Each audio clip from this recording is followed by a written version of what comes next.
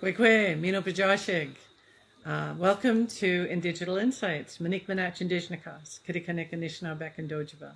My name is Monique Manach, and I'm a member of the Algonquins at Barrier Lake. And today we are especially fortunate to be able to speak with Michelle Sylliboy. Michelle is an Ilnu artist, winner of the Sobey Award, living I no, I won the Sobey Awards a couple years ago. Yeah, yeah, and you're living in Mi'kmaq territory. yes. So I don't even know where to start. There's so many questions I have for you. I will turn it over to you, and let's go from there. Ah, okay. I wanted to just talk to you about how what ended up happening when I was doing my art since I started my PhD. I don't know if you're aware that I've been doing my dissertation, and I started to use what I wanted to do was create a a living curriculum using the language that we call the komwejwi'kasikl. And komqwej is a sucker fish, and wi'kasikl means writing. So one of the key things that I learned is what I wanted to share with you, and how it impacted me, and how uh, you know it kind of kick-started uh, the healing process, not only just for me, and I think for the people that participated with me. Uh, I came up with seven uh, aspects of it. And, when you're looking at art, you start to create the conditions of healing from inside, and how, the way art affects people, whether it's through music, writing, paintings, sculptures. Um, I started to recognize the impact of words and the impact of visual representation, um, realizing that our words have power when you're speaking. And I remember when I was writing my book, when I was writing the manuscript for the komwejwi'kasikl poetry, which is what you see here on the panel. This is one of my poems. It basically says, "Who will ease your heart in the garden?" And this comes from my book, Giskaje, I Am Ready. And I started to think about, what am I going to leave behind, because I don't have children, and I wanted to make sure that if I'm talking about, if I'm writing about things of importance, whether the events of the day, or um, you know what is going on with me, or our people across Canada, Turtle Island, I started to think, how can I use art to get to that place of what we consider healing and personal transformation. And so I started to ask people questions in each project that I did. And even when I collaborated with musicians, like these young people that you see me with, the whalebone, they responded to my poetry during our live presentation. And I really wanted music to be played while I was reading the poetry, and I wanted visual representation. So I invited the audience, and I thought these things are connected, uh, interconnected to the way we look at art. And I don't, it just seemed like a very great way of, you know, dealing with, what is strength-based approach, what is a reflective practice, empathy and perspective taking, heart and spirit centered work, and practicing different ways of knowing, and for me, starting where people are at is what I decided to do when it came to sharing the language, without any expectations, because knowing that not many of us were not brought up uh, reading the language. And I thought, how do I make it so that it's accessible, hip, cool, or whatever you want to call it? Um, you know, it began this journey. I created these whale bones with a question that I posed to anybody that wanted to participate. Um, the question was, if you could tell the whale anything, what would you say? And with their permission, I carved their statements onto these whale bones. Even the base is one of the hieroglyphics, and it means it's great. So the whale is great.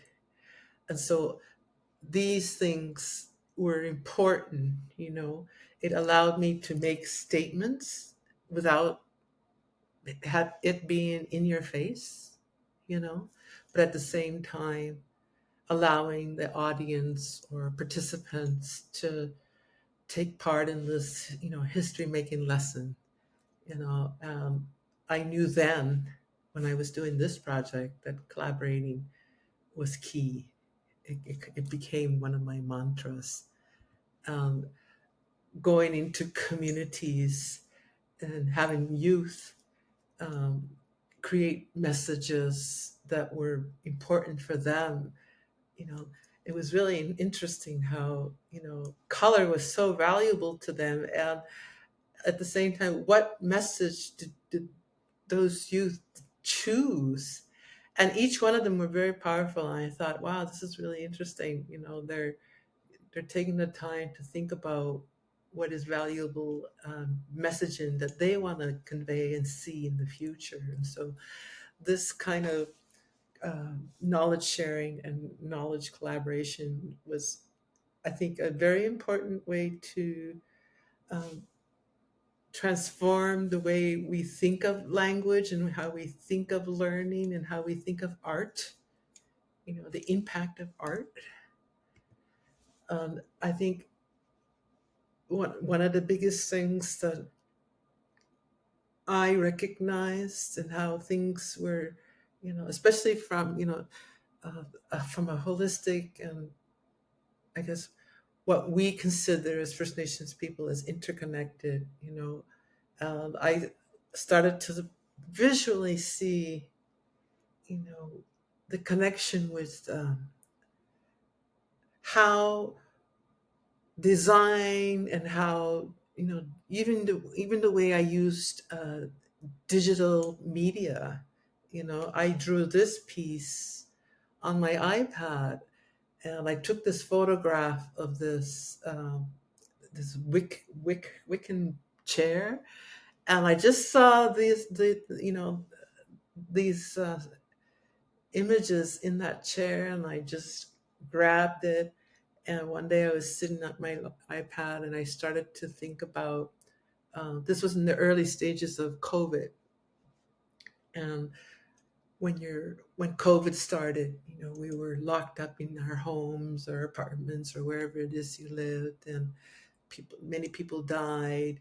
People got carried away with paranoia. People were angry for being locked up, but at the same time, a lot of people were resilient.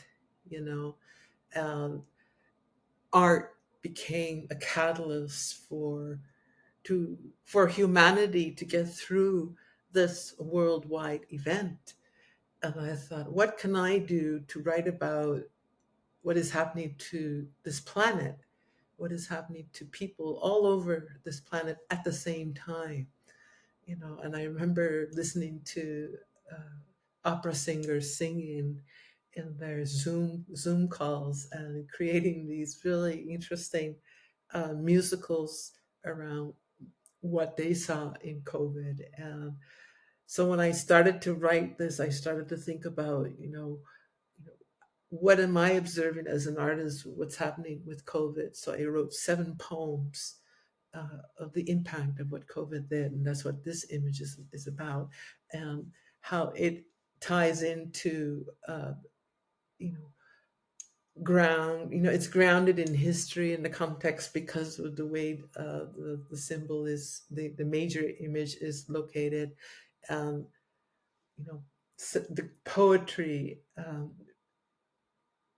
makes you think about the resiliency of humanity, and also the pain and the death of what we go through. That's just inevitable. We lose loved ones, whether it's COVID or other diseases or a car accident or whatever.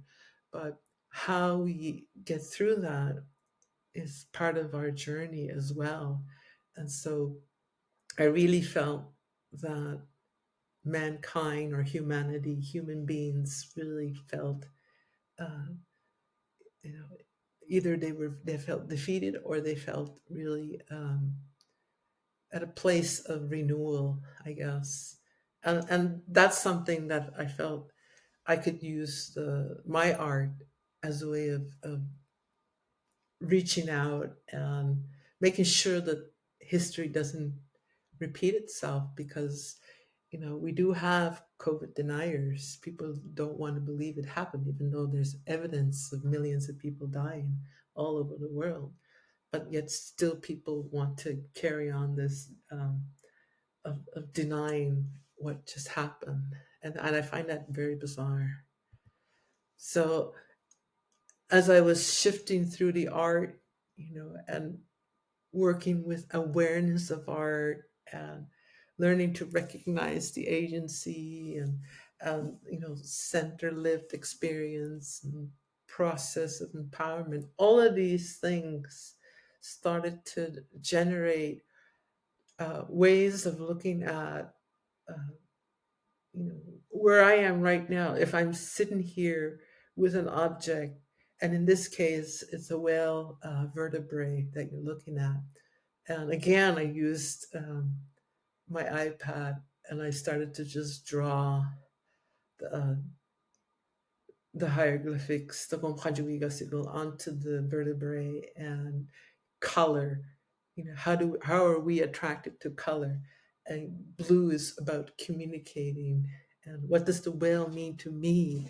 And so I started to use the language as a way of acknowledging the whale's spirit, and acknowledging how we are connected to the whale on many levels, and how long the whale has been on this planet, probably longer than human existence. And so, this way of exercising what art can do, and how color manifests into our healing, and looking at, what exactly am I trying to do with this language? And I wanted the language, the komwejwi'kasikl, to be used the way we use the alphabet.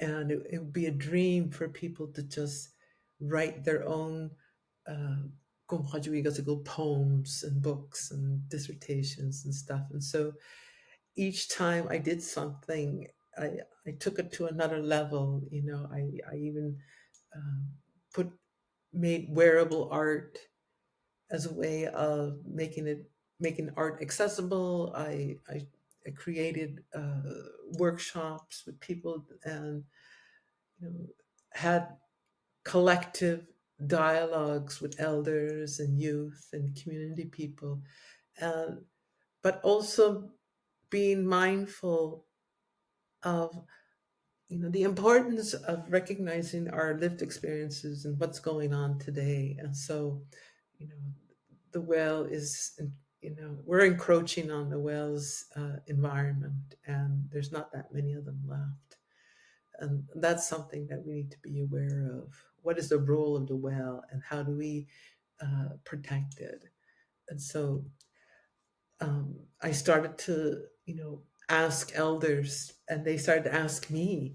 So when Kamloops announced 215 were found at the school's property, I had an elder uh, message me from El Sibukto, and she asked me, Michelle, what's the Komqwejwi'kasikl symbol for 215?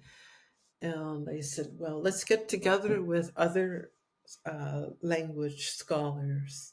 So I posted on Facebook, who would like to get together and, dissect the language around numbers, and how does that work for us? And so we got together. I had quite a few people respond. It's like, I'm Michelle, I'm very interested. And we had really interesting conversations around our collective connection to the Komqwejwi'kasikl. Also, I think we were feeling the impact of those children that were just found, because all of us were impacted by residential school. I'm a federal day school survivor. My biological mother was a residential school survivor. And she was impacted greatly because we were never raised by her. So that journey itself, that story itself needs to be told. But when the community is responding through the language, I thought, wow, this is really, this is something that I think I'm on the right track, and it became a learning tool. And then the next day, we met the second day because we decided to take a break, but they wanted to come back. And then the next day, Manitoba announced 750 children. So we were brokenhearted, like the rest of Canada, and we decided to create a statement, and that's what this is. And so this is something that allows, when you're working through the language, it creates all of these experiences. And I felt honored that the community wanted to connect in this way. And I think that's the difference between non-Indigenous people and Indigenous people, because I have, every time I connect with Indigenous people, they want to share the work. They're not stingy with it, or they collaborate with people. Alan Sylliboy wants me to write about his work. When I did my first exhibition, I invited him to be part of the exhibition. I didn't want I could have easily had a solo exhibition, but I wanted to invite other artists. And because Alan has been working with petroglyphs and painting them and preserving the history and talking about the history, I wanted us to put our work side by side, my photographs, my whale bones next to his work, because I really feel that the petroglyphs are the Komqwejwi'kasikl, but historians decided to call them petroglyphs, and I truly believe it's our Komqwejwi'kasikl language, because they tell a story and they're writing about history of what is going on, of the day. My ancestors drew on rocks when the first boat arrived, so they were writing down history. And there are people who, and they pass that knowledge down from one generation to the next. And so, you know, I really feel lucky to witness, how knowledge is shared. Even my own elders, the late Medina Marshall, shared her way of working through the Komqwejwi'kasikl. She made it accessible by putting it online. She translated the text, and she stayed with the prayers. I wanted to create poetry because I'm a poet, but it was her way of making sure that the language was preserved and passed down, and inspiring the next generation, and which was me.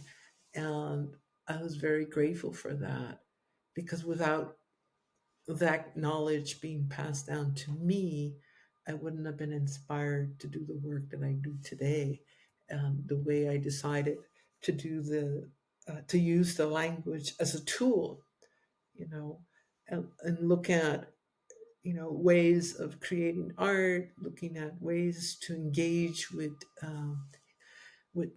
human beings and from different cultures, and also, by utilizing, um, you know, different ways of using the art, whether it was wearable art or engaging in a live performance piece where people came up and drew on the screen, and just being excited to share what I feel is important work, and also the fact that the language is still here and I'm able to plant seeds. And I wanted to be able to look at how is this work in emergence, and how is it creating that place of knowing without being in your face, because you can yell from the hilltops or the mountaintops,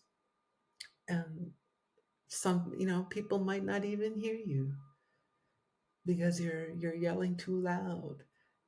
You can yell through words, but in a way that is meaningful, and also you know without I had somebody describe my work as this 1-2 punch. They're reading my poems or they're my work or my papers, and I'm like, geez, Michelle, I had to read your stuff 2 or 3 times to realize, oh my God, there's this, level of multi-level meaning behind every one of your poems, and it took them, they had to process, but and they appreciated how I use the work and how I use the symbols or my words, and so that was really interesting. And so as I got more and more interested in collaborating and inviting people to participate, the work got really more and more engaged in what is going on today with our people and what is our shared history. And in this work, um, I, I had people respond to the 215 that were found in Kamloops. And at a workshop, I asked people to think about those children and choose a message that we will light up. And these are some of the messages. There's 18 light boxes, and each light box lights up a ceiling. It's very powerful because they're monitored through a sensor. So if you walk by this light box, it lights up the ceiling. And so, to me, the importance of maintaining, making sure that history is being told and not being lied about, and also having people um, be part of that healing process, because we're all impacted by the children. We're all connected to the history, and we're all trying to process what that means and what that looks like. And each time I showed this work, you know, I have a huge map of all the residential schools in Canada, and I had people draw a komwejwi'kasikl message on a yellow sticky note and place it on the map. And I'm going to take that map. That's my next project. I'm going to take that map and I'm going to make an interactive display of it with these light boxes that are going to tour. So the plan is to tour this across Canada and, have people participate in that conversation. And, nobody wants this to be repeated, but history as we know it is repeating itself. The war in Palestine, and it's an ongoing war, and history has a way of repeating itself. And so art to me is a way to, to engage, it's a way to build new narratives. And, how do we recenter non-dominant perspectives, because we're constantly dealing with people who just think they should write about us, not listening to us tell our own stories. And so, you can't, with this work, everybody is part of that narrative. Everybody's part of the storytelling. And you give the audience a chance to witness that, how people are being affected by it. And so all of these things, with when you're looking at, um, you know, I started to be very mindful of of how I was, who I wanted to connect with. And with this image, I took a photograph. One day I was sitting on the patio and I started looking up in the clouds. Sometimes the clouds are so beautiful. And there was these beautiful white fluffy clouds. And I took out my camera and I started taking photographs of these clouds, because there's the clouds. If you understand what clouds do, they warn you of weather patterns. They, it's a very, the language of clouds is really powerful, because they have a way of telling you things. They warn you, they tell you when it's going to rain, they tell you when it's going to thunder, they tell you when it's just going to be a beautiful day. But so I started to just take photos, and as an educator, I wanted to create something for educators. And so I put together this symbol, and it means they will teach us. Um, when I was the professor, I noticed, oftentimes the student was teaching me, and when I used to do workshops in the school systems from K to 12, it was always the kids that taught me. And so, which is why I wanted to switch the narrative and say, they will teach us.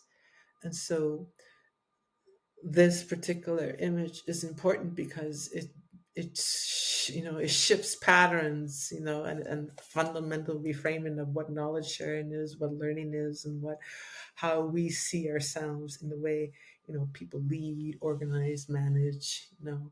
And I think that it's important, how we redefine success and how you evaluate your situations, whether it's education or workplace or parenting, or just being in a relationship that could go either way, or what is a loving relationship. And so, and how do we pass on that knowledge? And so these things I think about when I do my art, and these things I think about when I'm looking at, what am I leaving behind as an artist, because I don't have children. But so every work I do, every poem I do is like having a child. And so I love how this work has given me an opportunity to collaborate with people I never thought I would. This piece that you're looking at, I was asked to respond to the beadwork, and I thought, well, what does this remind me of? And it was a young artist, and I was really glad to have to have been asked, because it was an intergenerational knowledge sharing, and we're excuse me, we're kind of looking at each other without knowing each other through an image. So when I got asked by New Brunswick Arts to respond to this beadwork by this young artist from Listagush, and I didn't know this person, but I when I saw the work, I thought, oh yeah, I would love to respond. and I've been doing that a lot lately. I had the McMichael collection uh, that was recently published.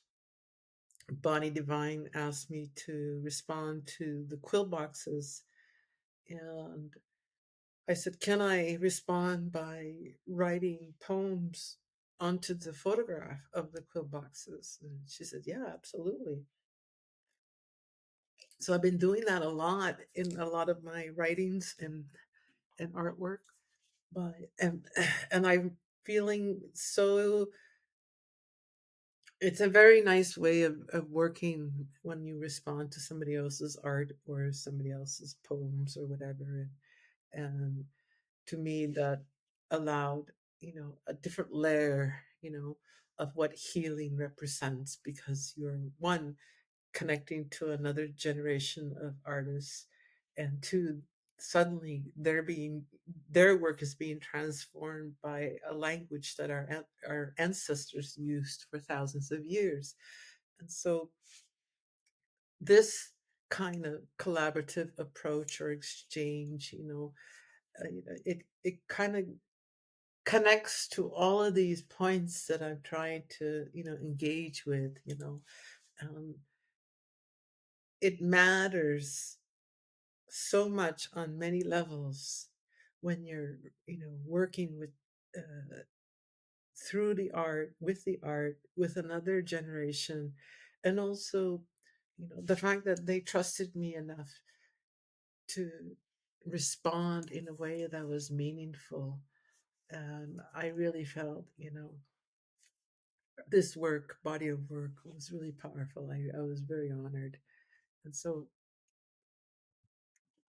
I think that, you know, whenever I do any new work in the future, it'll always be through,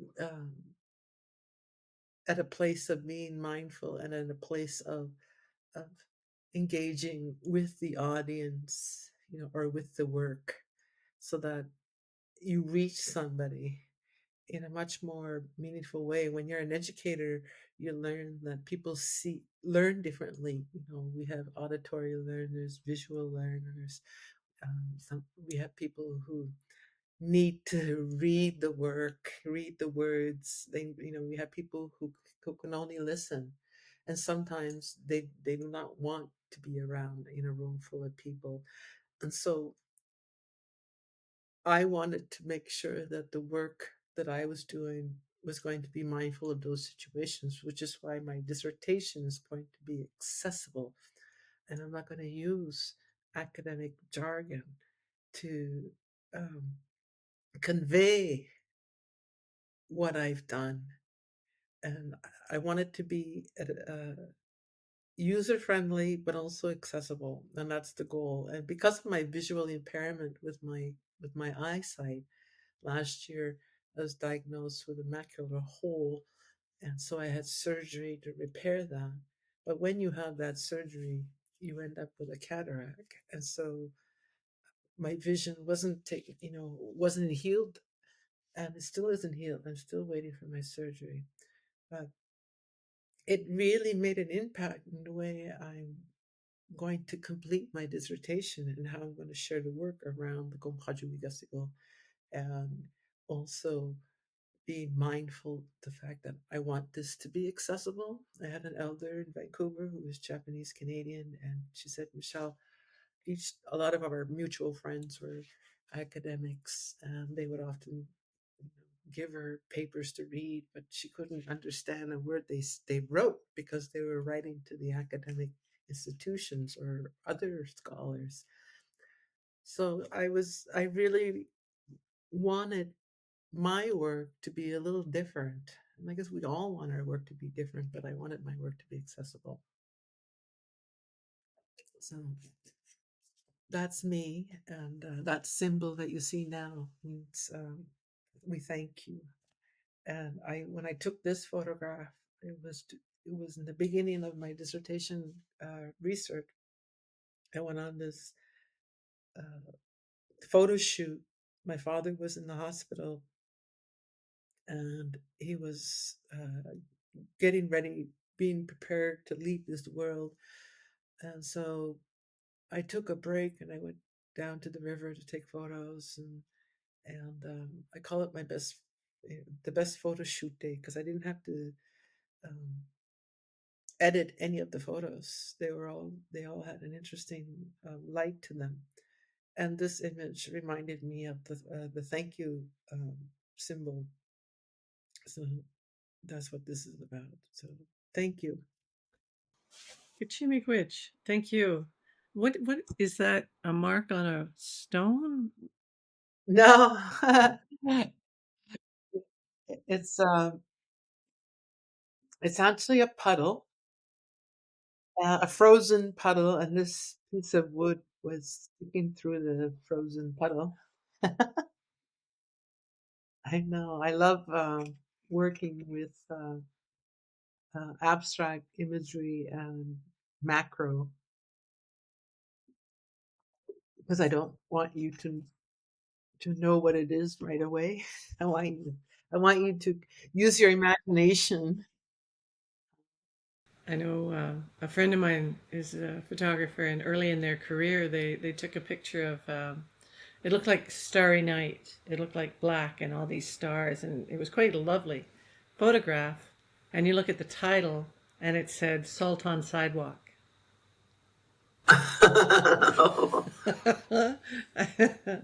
That was cool. You know, when you say you want your doctorate to be accessible, how much of your artwork can you do a research creation? Can you use your artwork as a component or as a because I'm doing mine and I wanted it all to be video. I didn't want to really have to like not have to, but I didn't want to write it. Excuse me. I wanted the voice of the people to be the voice of the dissertation. Yeah, well, I've had several discussions with my supervisor, and I said, I've been asked to talk about my work many times. I've talked, and when I was after I finished carving the whale bones, which took me forever, I felt I had just written my dissertation. I really did. I felt I was done. But I also had to, you know, you have to appeal to the academic institution. There has to be some form of writing. But I really I struggled to get past this idea of, are we, as an artist, your work is your um, dissertation. And so I had this hesitancy, and it still have, to complete. And now my eyesight started to go, and I thought, okay, there's a reason for everything. And not to feel as guilty for not, because I have all this body of work. I have so much body of work that I've done around the district, the komwejwi'kasikl, and community engagement, and knowing, and I saw the impact. I had people tattoo my poems onto their bodies, and it's like it has created new music. I'm about to write a poetry for opera, and it'll be performed in Montreal uh, next May, end of May. So that's exciting. I get to write brand new piece, a brand new komwejwi'kasikl poem that will be sung by a Mi'kmaq opera singer, and so a young woman. Um, so I'm really excited about that. Um, so it's this evolution of how what has transpired since even what I'm wearing. This piece. That's the cloud piece. So it's something that I'm going to fight for. And by even with by including conversations, if I can include this as a way of you know of putting these pieces together in the way I did the work and how I talk about the work and the impact of the work. So I feel like this conversation is about the impact the work had on me. And I thought, because when I was thinking about this artist talk, I thought, what can I talk about? And I thought, well, I've never talked about how it impacted me through healing. And so I just and I have been putting together this PowerPoint for a while now, and I thought, oh, this is the time to share it. So I thought, okay, I guess I have to. This is how it impacted me. So, but yeah, if you can just do it on video and you know do it, argue for that. Well, it turns out that I mean I have a niece, our producer here, who's going to help me with the video, but it turns out I'm not I need more skills to do it well, and so I will be writing. And so I was talking to my supervisor, and I said, "No, I won't write all of it, but I will. There will be sort of an exegesis of what I'm doing with the video, and then what I want to do is create that space for that oral transmission of knowledge in academia." And I loved Yeah, how you said that you don't want to write it in academia speak. Neither do I. I want yeah, it written in a way that my community will look at it and say, okay, yeah, unless, because to me, what's the point if my community doesn't say okay? yeah, Like then I'm just another anthropologist, right? And I don't want to be just another anthropologist. I want to be someone who helps move my community forward, like recognition of our culture and our language and our ways. I want to make that space, like help create that space and hold it open for our yeah, artists, for our language speakers, for our perspectives. The way that in our language, words are created that have no definition in English. yeah, They're concepts that don't go together in English. yeah, But in our way of thinking and knowing, they make beautiful sense. yeah. And that's the I kind of space. yeah, I have that discussion quite often with people, even with young people who didn't grow up with their language, or people who didn't grow up with their language. And well, how do we say this? And I said, well, we don't.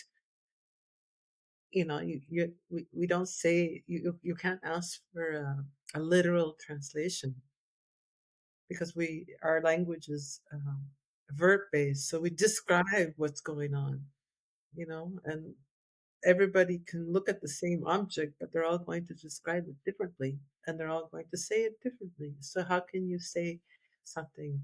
It's because it's coming from your perspective. So, And in I my mean, community, we don't even have a standard orthography. How people uh, spell using Roman alphabet is as unique as someone's signature. mhm. Yeah, we adopted 13 letters of the alphabet, but sometimes a word would be like so long. Yeah, it's a difficult language. I'm grateful I'm fluent, but I'm not complete. I don't call myself a fluent speaker because I was away for so long. I lived in Vancouver for 27 years, and but because I worked in education, I had summers off, so I would always come home in the summer, and I would hang out with my elders, and I would just listen. You know, um, they didn't speak English to me; they would just speak the language, and so I maintained the fluency by just total immersion that way, and that worked for me. And people are always surprised because they tell me, "Oh, I don't know it anymore because I don't I live somewhere else." And I said, "Well, I live somewhere else, but I still know it." I said, "It's up to you. You know, I don't buy that excuse because I was able to, you know, but you know, but at the same time, maybe I was just stubborn that way. But I knew the value of the language. I really did because the people that I became friends with in Vancouver who were my age, they didn't know their language. And I thought, wow. So I'm very fortunate, you know, because of the impact of residential school. And to me, that devastated many of our people. My dad spoke 3 languages, and Algonquin was his first language, but neither him nor the rest of his family, his siblings, there were 6 of them, taught their kids the language because it was thought that that's going to make it a harder time for them. They were trying to protect us. That's going to make it worse for them. They don't need I've heard that. that story many times. Oh, me Yeah. too. And I was so, I mean, in a way, I mean, it's a horrible story, but in a way, I felt like, it wasn't just us kind of thing, Yeah. you know? It happens. Yeah. And Yeah. I, working with ICMI, trying to create this space for language learning. I work with the school board here in Ottawa, where they are bringing the Algonquin language into the curriculum, where it's becoming a course. Problem being, trying to find language speakers, for one, and then trying to get them paid the same as teachers, because the Teachers College won't accept them unless they have certain certifications. And we all know that if somebody speaks the language, chances are they stayed in the community. Yeah. And they didn't go to post-secondary. But if somebody speaks the language, to me, that's a doctorate. Yeah. Yeah. So we're running against all these, foolish, I know. I'm I'm about to start a traveling art school because I left the university because it just wasn't working out because they universities love to say that they're hiring Indigenous people, but they don't know how to work with you. Um, yeah, and then at this institution, I had no support and the kind of support that you're supposed to have. So I was always running up against the wall. And I thought, and then the lateral violence and the racism, and I thought, wow, sexism, and I thought, I'm getting paid to be abused here. That's what I ended up realizing, and I'm like, why am I here? I'm being paid to be abused. So after the third year, I thought, this is not for me. And my cousin asked me, several years before, you should start an art school. You should start an art school. And at the time, I wasn't ready. And when I left the institution, I thought, it's time. And I'm going to decolonize um, the way we learn art and also who teaches art. So we're looking for artists who don't have those PhDs and master's degrees. And I mean, I'll work with both of them, and I'm going to put them both on an equal level of prominence, whether you grew up with art as a self-taught artist or you went through the art school method. And to me, I'm not going to do this, I'm going to put them equal because we learn so much from each other, whether you went to school to work or you went through self-taught, way of doing things. Because I always thought it was interesting that the professors would go after land-based artists or self-taught artists for knowledge, but won't pay them, like you said. So I thought, wow, it's a double standard. You go for them for knowledge to write your academic papers, but you won't pay them equally. So the school that we're going to do, I'm going to pay them equally, and I'm going to treat them equally, and learn from them equally. And that way, um, it's a decolonized approach to in the way we as Indigenous people learn art and how we teach art and the way art is brought into this world. So will you that's be, start with other Mi'kmaq communities? So we just kind of just waiting for this one grant that we're applying to. They I can't say who it is because they have to announce it. So we're we have one more paperwork to do. They had this list of things that we had to and so I did my part, and the organization I'm collaborating with, they have to submit the final paperwork, and yeah, and then I have a meeting with one of our organizations, and if that works out, then I'll have um, the support from the communities through that organization, which I won't name until it happens. And I'm wondering, like, because part of learning that art will be language. I mean, it's embedded. That too, because I want intergenerational participants to take part. I want the grandchildren to learn art with their grandparents, or the nieces with their aunties, and their uncles with their nephews, because I remember I did this soapstone carving workshop in my community one year, and my cousin took part in that workshop with his son, and he passed away suddenly. And he was married to my other cousin on my other side of the family, and she thanked me for giving her son those memories, because they collaborated together. They worked on that sculpture together, and I never forgot that. I thought, wow, that's a huge impact. It was intergenerational. And then that young boy suddenly lost his father, but he'll never forget that experience. Even the wife who didn't take the workshop still thanked me, and I thought, okay, I want that kind of interaction and experience within this traveling school. So I can't call it a school. For funding sakes, I can't call it a school. Yeah. Yeah. I mean, we have to be so careful with our words. For the longest time with my grants, I wasn't allowed to say training. I had to say facilitate skills development.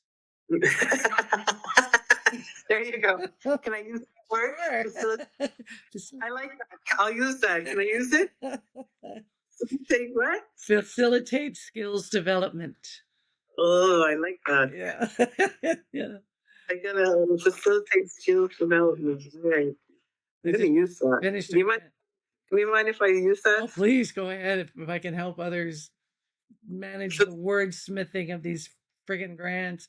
I finished last night, and oh man, my head's still reeling today. But I'm working with the community, Flat Bay, St. George's, people in Stephenville Crossing, Barshwalk Brook, all on western coast of Newfoundland.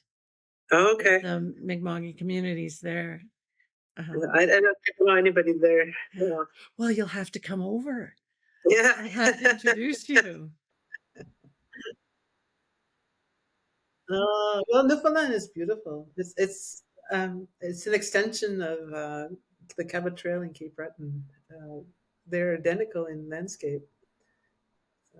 It's kind of interesting that way, but it's colder in Newfoundland. Oh my God! Well, the summers were beautiful. I spent the last 2 summers up there, and it was nice. It was better than Ottawa and burning away in Toronto or something like that. Like I'm here in Ottawa, and it was just crazy here. But yeah, it's, as a matter of fact, one of those guys is now my board president. So he's coming to Montreal pretty soon, and we're gonna have a chat about upcoming projects and that kind of thing. But, Are you based in Montreal? I'm based in Ottawa. Oh, okay. So you'll have to come to the opera at the end of May. Yeah. Yeah, it's the Montreal Symphony Orchestra. I don't know if it's on the website yet. Check it out. The end of May, I guess it's May 28th or Next year.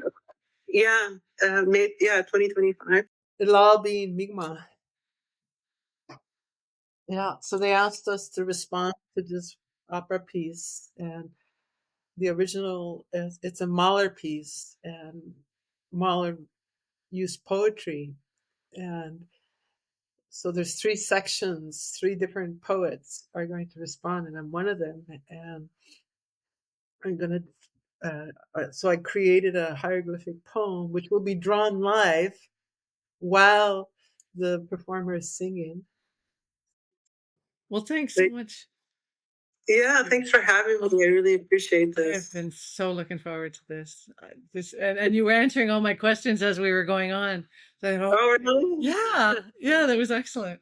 I wondered Okay. what the message was on the bones. I wondered why you came to that message. I mean, it's such an important piece.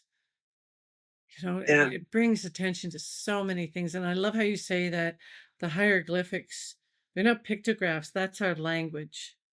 Yeah. To me, we have images that we use, but they're not like they're images. We use birch bark, and so they remove everything but the image on the birch bark.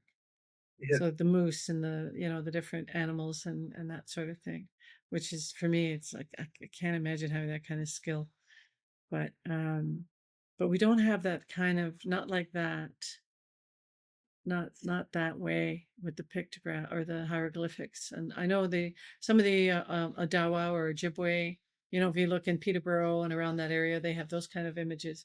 But it makes me wonder what other images, did we have that would be language, last year I was in a class where they started talking about Indigenous Sign Language, where there was a sign language right across Turtle Island that everybody understood. Yeah. I'd really love to learn more about that. That to me. The trade language, the Chinook language was the trade language.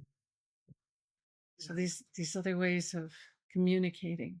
Art is a way of investigating what were your people doing, in the 1600s. What kind of art were they doing? Because that's language there. The quill boxes contain komwejwi'kasikl symbols on them from the 1800s. So it's something that, it's there. When you start going down the rabbit hole of what our art, what the artist did. And in some cases, like mnemonic devices, like my thing is more on the indigenous use of digital technology, but also our use of imagery in knowledge transference. So even if you look at wampum belts, you can almost see them, the beads, as being pixels. Yeah. And they were mnemonic devices.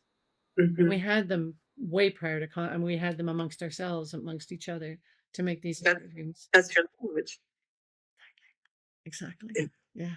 So that's why I wanted to start with that and then sort of move it from there, to where we're using light boxes and where we're using, all this digital technology to communicate. It's fun. It is. It's fun using this technology. But I got a room full of 18 or 9 crates full of my light boxes. Like, where are they going to end up eventually? It's like they need to be displayed somewhere. Permanent collection somewhere, including the whale bones. I would love the whale bones to be in a permanent collection somewhere, so that they were meant to be seen. So that's something that I would like to happen, is have them seen on a daily basis by thousands of people. I was really happy when they were exhibited at the Art Gallery of Nova Scotia for a year. You know, um, they have a permanent collection of Indigenous art there, but you need somebody with big bucks to purchase the art. And I can't imagine what my whale bones would cost. I've had people give me, appraisals, and they're not going to be cheap. I it it nearly killed me. I'm sure I shortened my life by breathing in on all the dust and stuff. And when I finished carving the pieces, I had an interview at this university in Halifax, and I showed up with um, allergic reaction. My eyes were full of allergic scabs and everything. And I didn't get the job. I think they thought I was crazy. And I was like, oh my God, what just happened? But I had just literally just finished carving, and I had to do this interview, and I brought the whale bones, I did the demonstration, I talked about the work and everything, and but I didn't get it. And like, so Nova Scotia is really hard on, they'll hire people from elsewhere, or they'll hire somebody who was great, great, great, great, great, great granddaddy was a Mi'kmaq princess. And that's the problem right now. These institutions are hiring people who have no connection, blood wise. They're so far removed. You might as well, there's no blood anywhere.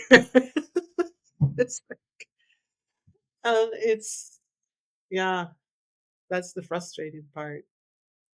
Um, but Pretty much every artist I've spoken to, that's come up because it is so prevalent. yeah, It's just so much part of the landscape now.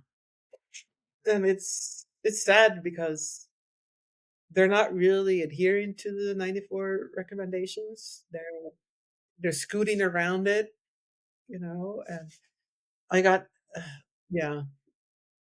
So I'm really glad that I'm about to do this in the community. I'm going to bring the artists in from here and across Canada to come into the communities and teach the art and create a place of safety and just support the artists in every way that I can so that they feel supported. And, we learn from our students and our participants for our, not just for our own art practice, but for, you know, from each other. And so to me, it's a two-way street, we get a lot out of it. So I'm excited, really excited to create something that will be Indigenous knowledge based. You know, it's weird. It's going to be so unique and needed. So needed. Absolutely. Absolutely. Essential. And I mean it makes differences right across the board, Yeah, with people. It's more, it's not just about artistic expression or learning art. It changes people. yeah, yeah. Because we love sharing our work, and if we can, you know, plant the seeds of creativity, because whether you become an artist or not, learning how to create art, forces the brain to uh, problem solve, and it allows you to think differently towards a solution. And to me, that's what art does. And you can take art and learn to become a very much more well-rounded executive because you realize there's more than one way to resolve something or work towards the problem or create a more vibrant new way of new technology or new work or whatever.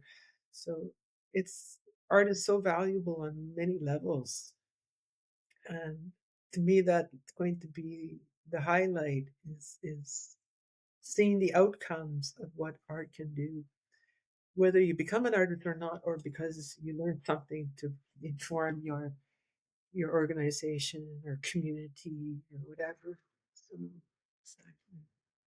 Native people are just naturally born artists to begin with. I don't think it's kind of weird that we're just so good at it.